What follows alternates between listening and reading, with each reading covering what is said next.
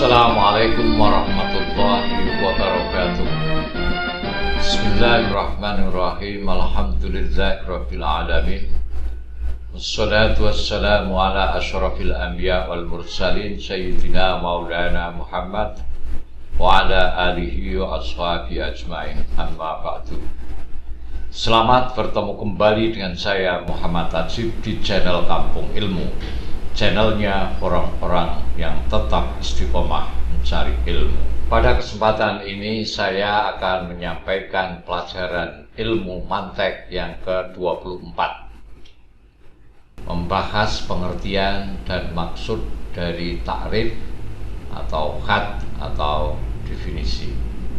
Dalam kehidupan kita, meskipun kita tidak lelah belajar dan akan terus tetap belajar, tapi masih banyak hal-hal yang belum kita ketahui.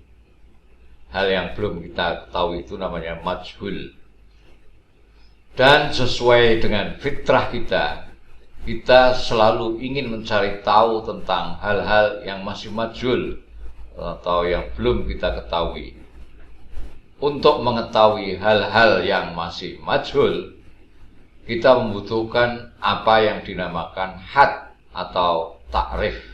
Jadi had atau takrif adalah sebuah jawaban dan keterangan yang didahului pertanyaan apa. Saat menghadapi sesuatu yang belum kita ketahui atau masih majhul, kita tentunya akan segera bertanya, apa itu? Nah, jawaban dari pertanyaan apa itu? Itulah definisi. Contoh, kita tidak tahu hakikat insan, maka kita bertanya, apa itu insan? Kita tidak tahu hakikat nabi, maka kita bertanya, apa itu nabi? Dan seterusnya. Ketika kita bertanya apa itu, artinya kita bertanya tentang esensi. Jadi pertanyaan apa itu adalah bertanya tentang esensi dan hakikat sesuatu. Yang ditanyakan itu adalah hakikat atau esensi sesuatu. Nah, jawaban dan keterangan yang diberikan dari pertanyaan apa itu namanya had. Itu adalah had atau definisi, atau disebut juga takrif dari sesuatu. Lebih jelasnya yang dimaksud takrif atau had atau definisi adalah: satu, definisi adalah batasan mengenai sesuatu. Definisi adalah batasan mengenai sesuatu. Contoh, al-insanu hayawanun natikun. Insan itu adalah hewan yang berpikir. Yang merupakan batasannya yang mana? Yang ini, natikun, yang berpikir. Insan itu ya yang berpikir. Itu batasan sesuatu. Yang kedua, definisi adalah pernyataan yang memiliki pengertian yang sama antara subjek dan predikatnya. Sama antara subjek, ini al-insan, ini subjeknya, dan hayawanun natikun, ini merupakan predikat. Al-insan hayawanun natikun. Jadi pernyataan yang memiliki pengertian yang sama antara subjek dan predikat. Insan dan hayawanun natik itu mempunyai pengertian sama. Yang dimaksudkan insan itu ya hayawanun natik, yang dimaksudkan hayawanun natik itu ya insan. Inilah pengertian sama antara subjek dan predikat. Jadi saya ulangi, yang kedua, definisi adalah pernyataan yang memiliki pengertian yang sama antara subjek dan predikatnya. Yang ketiga, definisi adalah keterangan yang menjelaskan hakikat sesuatu. Mal insan, apakah manusia? Lah, keterangan yang menjelaskan apa itu manusia, itulah definisi. Hayawanun natik, hewan yang berpikir. Kata hewan yang berpikir ini adalah definisi. Yang keempat, definisi adalah kalimat yang predikatnya terdiri dari jenis dan fasel, atau genus dan diferensia. Dari jenis dan fasel. Definisi itu predikatnya harus terdiri dari jenis dan fasel. Contoh, al-insan hayawanun natek. Insan ini subjek, hayawanun natek itu predikat. Nah, predikatnya itu harus terdiri dari jenis dan fasel. Di sini hayawanun ini termasuk jenis, natikun ini termasuk fasel. Silahkan diulang lagi kalau belum paham apa itu jenis, apa itu fasel di pelajaran yang menjelaskan tentang kuliah al-khamsah. Yang kelima, definisi adalah kalimat yang predikatnya itu berarti ini hayawanun natek, merupakan padanan kata dari subjeknya. Hayawanun natek itu padanan kata insan, insan itu padanan katanya ya hayawanun natek. Contoh definisi. Presiden adalah kepala negara dalam negara republik. Nah, ini presiden, ini namanya subjek, kepala negara dalam negara republik, ini namanya predikat. Nah, sebuah definisi itu terdiri dari dua unsur. Satu, kalimat yang didefinisikan atau mu'arraf, dan dua, kalimat yang mendefinisikan atau mu'arrif. Dalam contoh di atas, presiden sebagai kalimat yang didefinisikan. Presiden didefinisikan. Terus yang mendefinisikan adalah kalimat berikutnya, yaitu kepala negara dalam negara republik.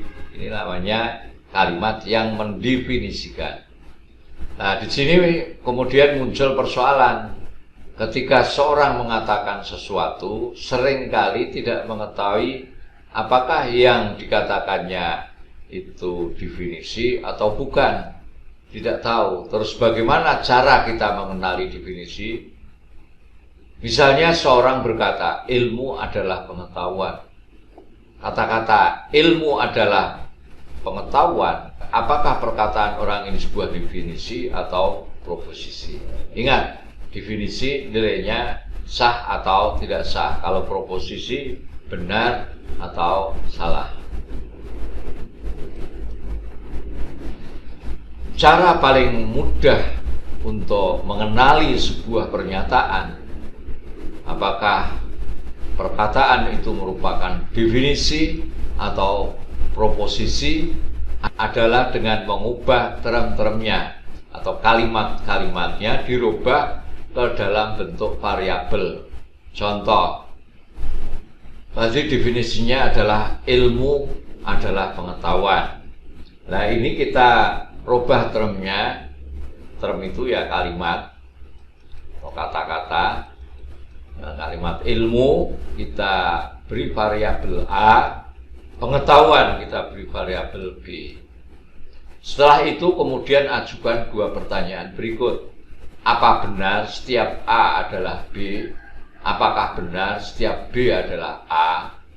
Jika jawaban dari keduanya adalah ya, maka pernyataan ilmu adalah pengetahuan merupakan definisi.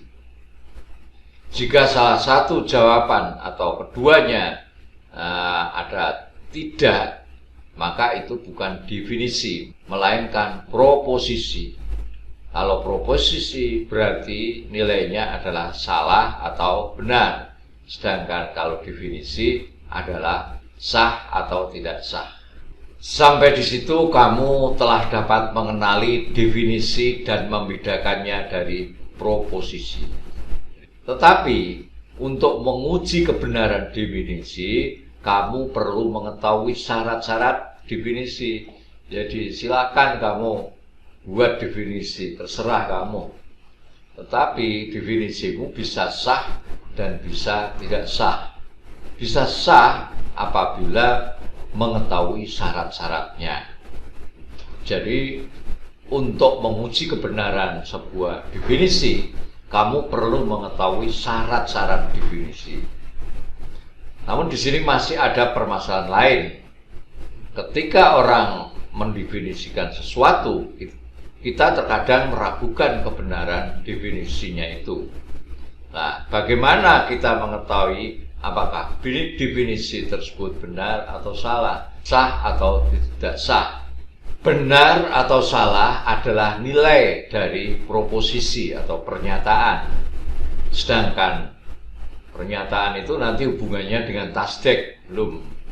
Jadi pada awal-awal kita belajar ilmu mantek itu kan ada tasawur dan ada tasdik. Nah, takrif ini berhubungan dengan tasawur. Jadi benar atau salah adalah nilai dari proposisi. Sedangkan definisi tidak bernilai benar maupun salah, melainkan sah atau tidak sah. Definisi yang memenuhi syarat-syarat definisi, maka disebut definisi yang sah. Sedangkan bila tidak memenuhi syarat-syarat tersebut, berarti tidak sah. Jadi untuk mengetahui kebenaran suatu definisi, kesahan suatu definisi, perlu memahami 4 syarat definisi, yaitu sebagai berikut. 1. Sama luas maknanya antara definien dan definiendum, antara mu'arif dan mu'arraf, antara yang didefinisikan dan yang mendefinisikan itu maknanya harus sama-sama luasnya. Seperti kata al-insan hayawanun natek. Al-insan ini didefinisikan. Hayawanun natek itu mendefinisikan al-insan. Antara al-insan dan hayawanun natek ini maknanya harus sama-sama luasnya. Makna daripada insan itu seluas hayawanun natek, makna hayawanun natek itu ya seluas al-insan. Yang kedua, syaratnya definisi ini tidak menggunakan term definiendum, term yang didefinisikan. Yang ketiga, tidak berupa kalimat negasi atau negatif, bukan meniadakan sesuatu. Dan yang keempat, tidak menggunakan kata kiasan. Inilah syarat-syarat daripada definisi. Nah, sekarang saya contohkan. Contoh yang tidak memenuhi syarat pertama. Emas adalah logam. Jadi persyarat pertama tadi kan yang didefinisikan dan yang mendefinisikan, mu'arif dan mu'arrafnya itu mempunyai makna luas yang sama. Nah, ini emas adalah logam, bener enggak ini? Ini salah. Kenapa? Makna emas tidak sama luas dengan makna logam. Jadi logam itu lebih luas maknanya daripada emas. Karena ada tembaga, ada perak, ada besi, dan lain sebagainya. Karena di dalam makna logam ada banyak objek selain emas, yaitu tembaga, perak, besi, dan sebagainya. Jadi misalnya ini dibenarkan, emas adalah logam. Logam itu isinya ada perak, berarti perak itu emas. Logam itu isinya ada tembaga. Kalau definisi emas adalah logam, maka tembaga ini termasuk emas, dan itu salah. Contoh lain, harimau adalah hewan buas.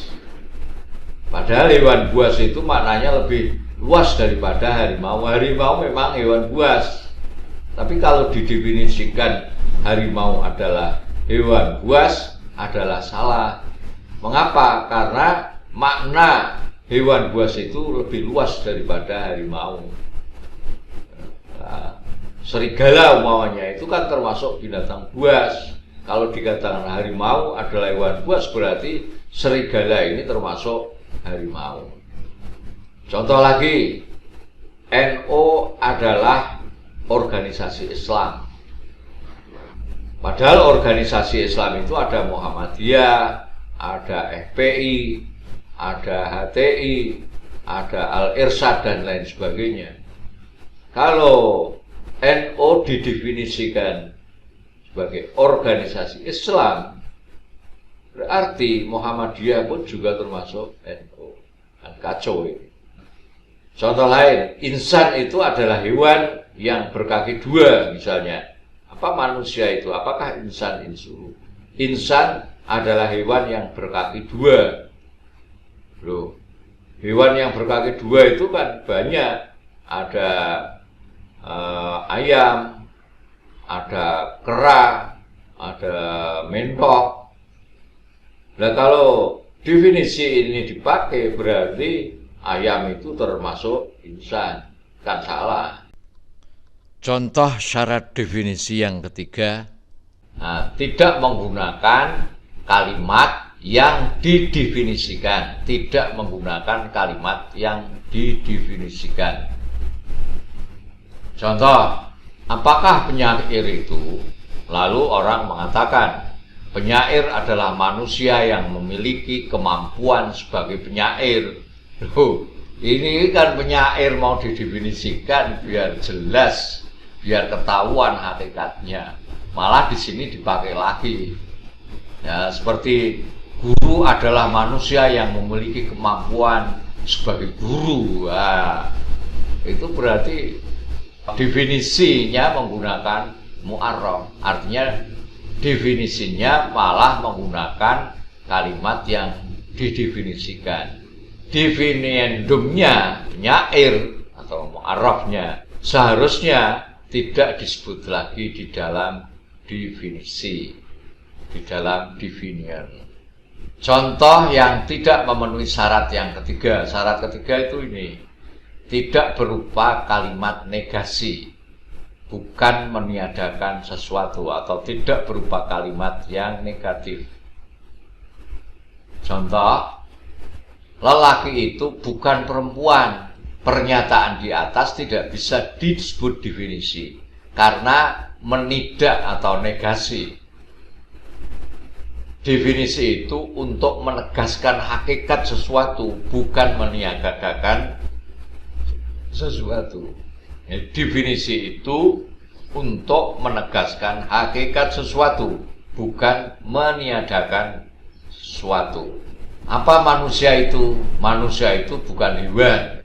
Apa itu ganjil? Ganjil itu ya tidak genap. Apa itu atas? Atas itu ya tidak bawah. Bapak itu bapak, bapak itu ya tidak anak. Nah, ini namanya menegasikan. Dan definisi semacam itu tidak memenuhi satu syarat membuat definisi yang benar. Dan syarat yang keempat ini tidak menggunakan kata kiasan atau tidak berupa kata-kata majas. Contoh yang tidak memenuhi syarat keempat seperti kata-kata kekasihku laksana bidadari yang turun dari surga. Kata-kata laksana bidadari dari surga ini adalah perumpamaan atau kiasan dan bukan definisi. Karena sebenarnya kekasihnya sama sekali bukan bidadari yang turun dari surga. Orang biasa itu kan karena saking senangnya, saking cintanya, lantas meskipun orang biasa diumpamakan seperti bidadari. Atau ini, kita harus mempunyai iman yang kokoh, misalnya seperti itu. Lalu ditanyakan, apa itu iman yang kokoh? Iman yang kokoh itu bagaikan batu karang yang tak bergeming diterjang ombak. Apakah itu ilmu? Ilmu adalah bagaikan cahaya. Nah, definisi semacam itu merupakan definisi yang tidak sah di dalam pandangan ilmu mantek. Saya kira sampai di sini dulu, sampai ketemu lagi insyaallah. Assalamualaikum warahmatullahi wabarakatuh. Muhammad Ajib.